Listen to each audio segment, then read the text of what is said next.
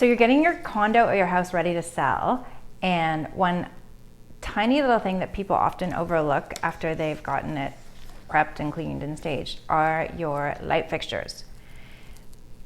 I have glass ones, and if you're like me and you have glass light fixtures, chances are they're going to have dust. They get dusty, and it's something that people notice. You might not notice it because you're living with it every day, but trust me, it gets noticed. So what do?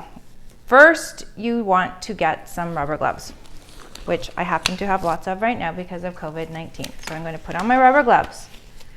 Then you might think that your light fixture is dirty and needs Windex. So yes, you could use Windex and paper towel, but the problem with that is when you use the paper towel on the glass light fixture, it tends to leave little bits of paper towel, little filaments of it, if you will. So another option you have is you could use a microfiber cloth, which is great, but what I really like are these Swiffer duster things. And what I'm going to do is, I'll use this one. I'm just going to hold it and I'm going to clean off all my dust.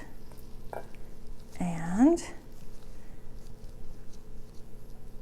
look, can you see the difference that already makes?